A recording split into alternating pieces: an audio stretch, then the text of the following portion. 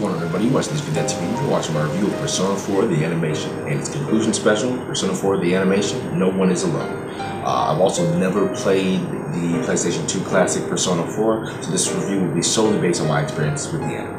Persona 4 the animation was an anime that I was on the fence about watching for a while. It was based off a video game series that I had never even heard of, and I didn't want to go into this series and be completely confused. After doing some more research on the series, I discovered that it received pretty good reviews all around, and some people have been calling it things like the greatest video game to anime adaptation ever.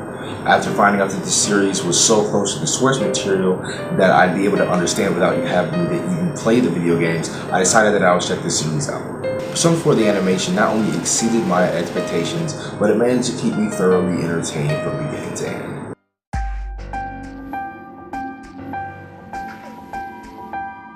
Persona 4 the animation story takes place in the small country town of Inaba, where there have been a series of mysterious murders taking place.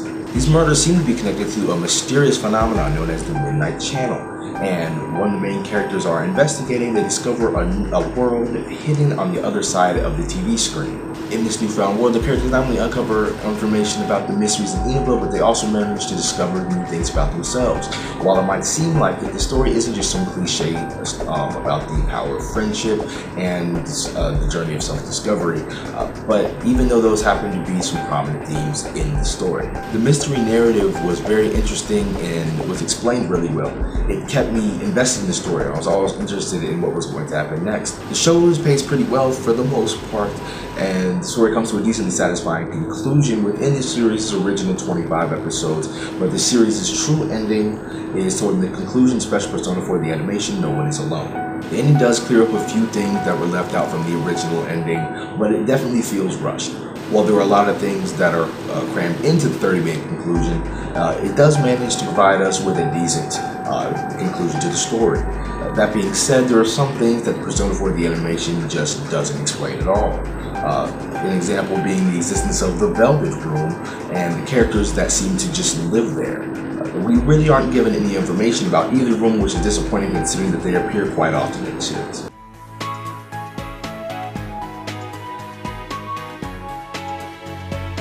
The animation for Persona 4 the animation was good at times and very average at others. There are some moments in the series where the characters' faces lack detail and look just pretty plain.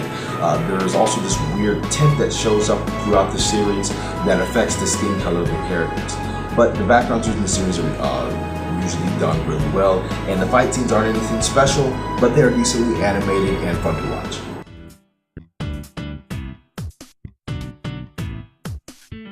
The sound of the series is excellent and boasts a variety of different types of music that really fit well into the scenes and moments that they are used in.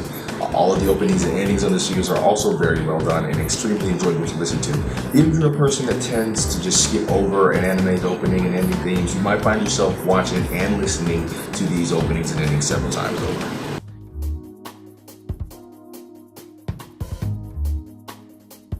There are several main characters in this series, and we get a good amount of development and backstory on most of them. The series stars several students from Yosagami High School, including Yukiko Amagi, Yosuke Hanamura, Rise Kujikawa, Chie Satonaka, and Yuu Narukami, as well as their friend from the Ultimate TV world, Teddie or Kuma.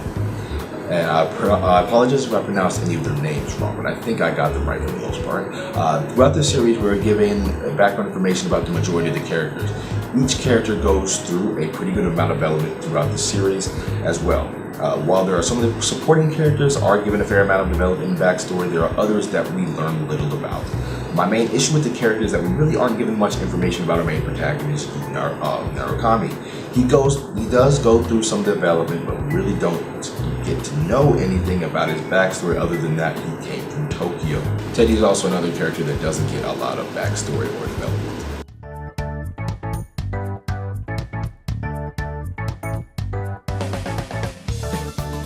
Despite all the flaws that this anime has, I found it very enjoyable. The mystery of the story just pulled me in from the very beginning, and it kept me interested throughout the entire series. I really liked all of the characters and enjoyed their interactions with one another. I also really enjoyed the music in the anime, and I wouldn't mind listening to it by itself.